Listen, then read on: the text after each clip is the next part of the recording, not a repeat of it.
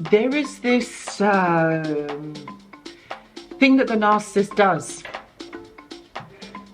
and they watch you. For many of you, you would say, Anushka, no, because they're with a new supply. But let me tell you, they watch you. The truth is, my friends, they're not going to stop watching you. They need to know what you are up to, what's going on, why you are doing this, whether you are doing better than them. They are watching. So in this video, I'm going to explain the unexpected truth of why and how they still watch you, even if you think that they don't.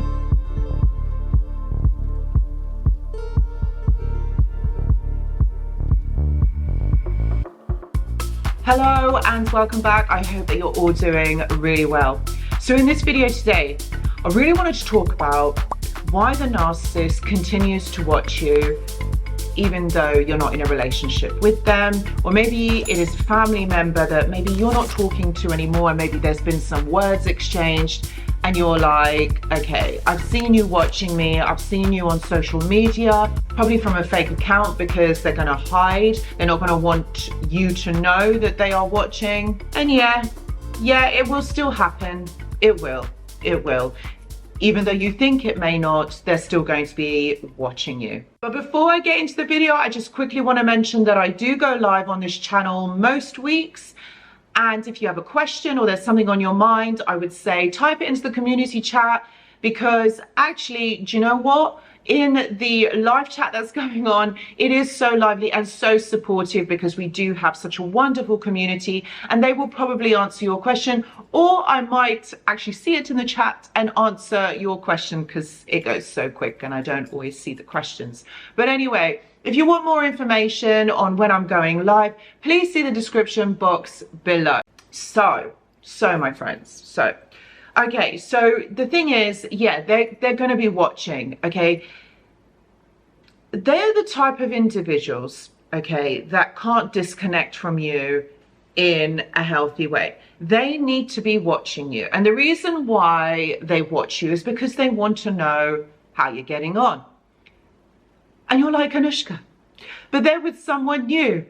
Do you know what I will say to you? It doesn't matter if they are with someone new. They're still going to be watching, because they need to know how you are getting on, whether you're doing better than them, what actually are you doing in your life. And there's this kind of undercurrent, this kind of silent hierarchy, this comparison that happens, whether you are doing better in your life, whether things are going well for you after the relationship with them. These are the kind of things that they're going to be looking for. And yes, my friends, there is this comparison. Even though you may think that they've got their life together, that there's no reason for them to actually be comparing their life to yours. But they will be. They will be. This is what they do. This is their unsettled mind. You know as well as I do that they live in impulsivity. Whatever like pops into their mind, they react. And that's what happens with someone who is very reactive. They don't have a settled mind. They can't self-soothe. They're constantly responding to stimuli, constantly responding to thoughts that are going on in their mind. So think about it. When they're looking at you, when they're watching you, they're going to be looking at certain things. Okay, like I said, whether you're doing better than them, whether you've got your life together, whether you've moved on or with someone new, you know, how much money you're making. Again, these are the things that they are comparing, because it's about a comparison of whether the narcissist is actually doing better than you. You've got to think of it like, look, even, you know, like how they suddenly move on. To them, that's them doing better than you, because they've moved on. They're not sitting there overthinking about the relationship or what went wrong. To them, that is what they want. They want to be able to move on from that. They want to be able to show everyone that they're doing okay. So if they move on and they are with someone new, to them, that is a progression. You, on the other hand, who is stuck trying to think about it, trying to heal, that to them is, well, a very foreign concept. They don't understand that, because they don't work on themselves. They don't introspect. So the comparison there is, okay, I don't need to go to therapy. It's you that is the issue. I needed to move forward. You see, that's what I'm talking about. And you've also got to understand, okay, is that the narcissist has a very skewed way of attaching themselves to someone. Okay, because this is someone who doesn't want to feel emotions, or they're so detached from feeling emotions. Okay, they don't bond with you emotionally. And they have something called an attachment disorder, where they bond or they attach onto you in a very dysfunctional way. They see you as someone who is transactional, someone who can provide them something. What can you do for me? And that is the way that they see this interaction with you, this dynamic. So when it comes to the end, when it comes to them moving on, they are able to do this because they haven't attached in a healthy way. But equally, my friends, equally, they can't detach from you in a healthy way. So this is why they still keep watching. This is why they still keep tabs on you, whether it's through social media or through another person. They're still going to want to know what you are doing. And it's this interest that exists. And what happens is that over time, this will lessen and lessen. I would say at some point, perhaps maybe it does stop, maybe it doesn't, maybe they still do watch you, maybe they still want to know what is going on, but not in the same kind of intensity that they were in the beginning. It's like I said, they have this impulsivity. They react to thoughts and to certain feelings that come up for them.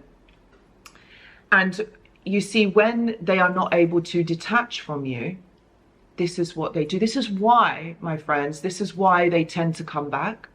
This is why they tend to hoover.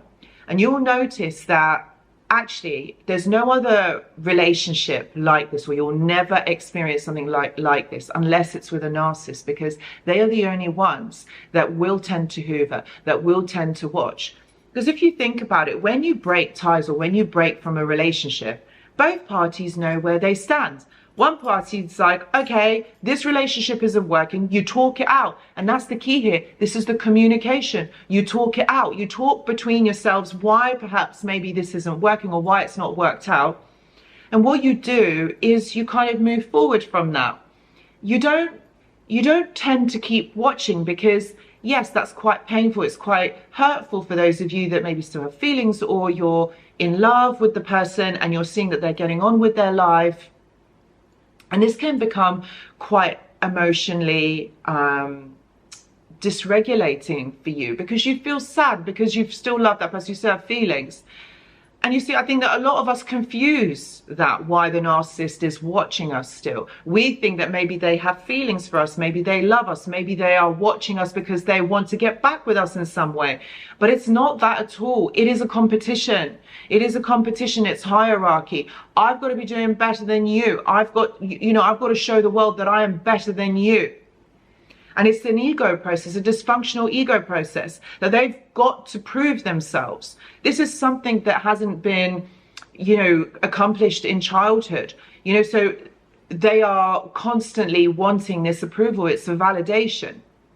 And ultimately, that's what the narcissist looks for in supply. Okay, it's a validation.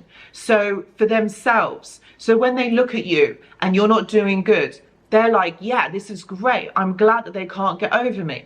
Or if you are doing good, it doesn't make them feel positive. They try to smear you, to try and put you down. They try and punish you in some way. They try to destroy certain things, or they try and reach out to punish you, to try and see if they can get some of your supply.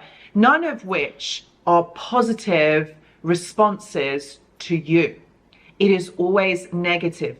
These are reactions, because when someone isn't settled, when someone cannot self-soothe, when someone has got it in their mind that they've got to be in competition with you, this is the response. This is the reaction. It is not a response. It's not done in a kind way. So it's never that they're looking at you and thinking, oh, I'm so happy that you've been able to get this job promotion, that you're doing this, that you're traveling, you're in a new relationship. And we sometimes do think that maybe, the narcissist is thinking that, actually, I'm happy for this person. They might even say it to you. Deep down, that isn't what is going on. They are jealous. They are annoyed. They are reacting to these impulsive thoughts that they have. If you think back into a relationship when you were with the narcissist, did they ever have anything positive to say about their ex? And this will give you a big indicator how they're probably thinking about you as well. But the truth is of the situation, the truth is that they don't want you to move on. They don't want you to be happy. They want you to feel sad. They want you to be suffering. Because you know why? It means that they are winning. If they have done this to you, if they have ruined your life, if they've destroyed you, to them, they feel like they are winning. Because they think in their mind, why should this person be doing good in their life? Why should they be able to move on and I don't? Why should they be able to have a happy life and not experience the things that I have?